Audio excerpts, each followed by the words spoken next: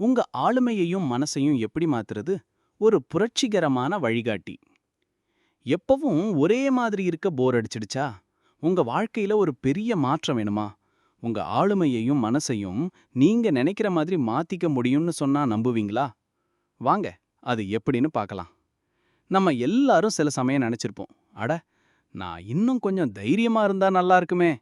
இந்த சோம்பேறித்தனத்தை எப்படியாவது விடணும்.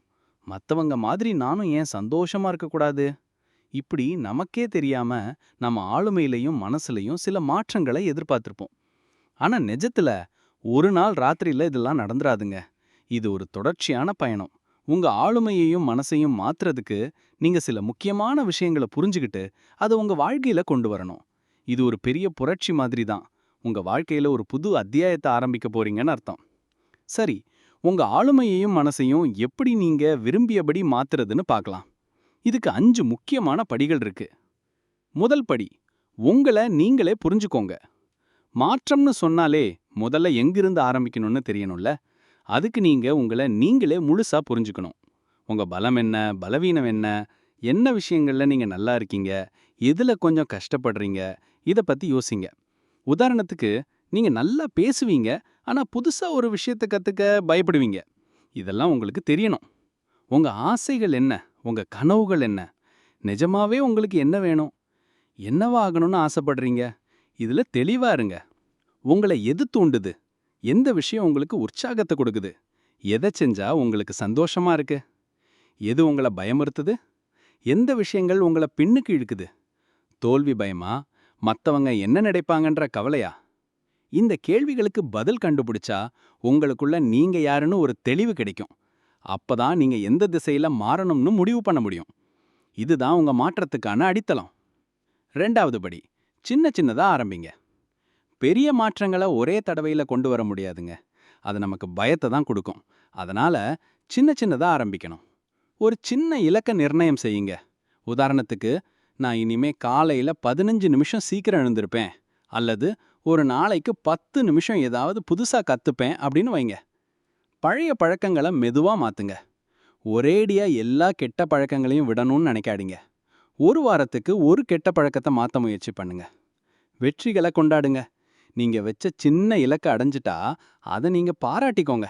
அது ஒரு பெரிய சாக்லேட்டா இருக்கலாம், இல்லனா உங்களுக்கு பிடிச்ச ஒரு விஷயமா இருக்கலாம். இது உங்களுக்கு இன்னும் உற்சாகத்தை கொடுக்கும். சின்னதா ஆரம்பிச்சா அது ஒரு பெரிய மலை மாதிரி இருக்காது. தினமும் ஒரு கல்லை நகர்த்தினா ஒரு நல்ல பெரிய மலையையே நகர்த்திடுவோம்ல, அது மாதிரி தான். 3வது படி, உங்க எண்ணங்களை கவனமா பாருங்க. நம்ம மனசு தான் எல்லாத்துக்கும் காரணம். நாம எப்படி நினைக்கிறோமோ அப்படிதான் நம்ம ஆளுமையும் இருக்கும். அதனால உங்க எண்ணங்களை ரொம்ப கவனமா பார்க்கணும்.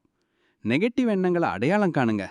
என்னால முடியாது, நான் உருப்பட மாட்டேன், இப்படி ஏதாவது நெகட்டிவா உங்க மனசுல ஓடுனா அதை முதல்ல கண்டுபிடிங்க.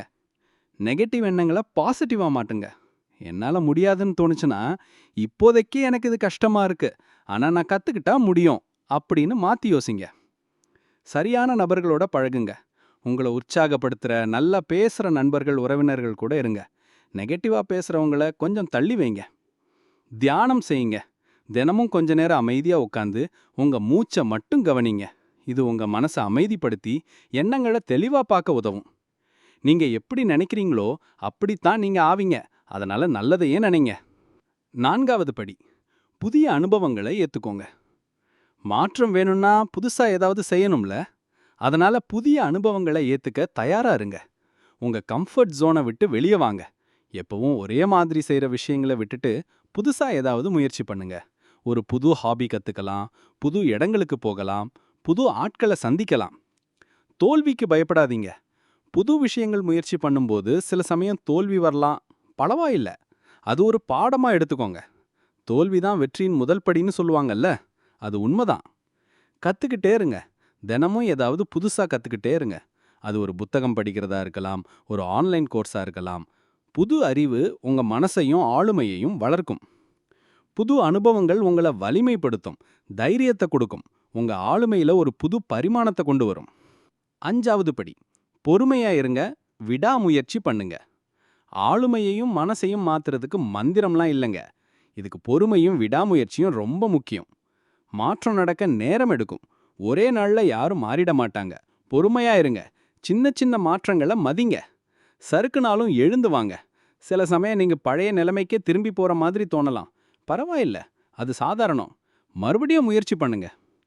உங்கள நீங்களே மன்னிச்சுக்கோங்க. தவறு செஞ்சா அத பெருசா நினைக்காதீங்க. உங்கள நீங்களே மன்னிக்க கத்துக்கோங்க. தொடர்ந்து முயற்சி பண்ணுங்க. விடாம முயற்சி பண்ணிக்கிட்டே இருந்தா மட்டும்தான் நீங்க நெனச்ச மாற்றத்த கொண்டு வர முடியும். ஆக, உங்க ஆளுமையையும் மனசையும் மாத்துறதுங்கிறது ஒரு பெரிய சவால். ஆனா அது உங்க கையில தான் இருக்கு. உங்கள நீங்களே புரிஞ்சுக்கிட்டு, சின்ன சின்னதா ஆரம்பிச்சு, உங்க எண்ணங்கள கவனமா பார்த்து, புது அனுபவங்கள ஏத்துக்கிட்டு, பொறுமையா விடாமுயற்சியோட இருந்தா, நீங்க நெனச்ச மாதிரி ஒரு சிறந்த ஆளுமையையும், நேர்மறையான மனசையும் கண்டிப்பா உருவாக்க முடியும்.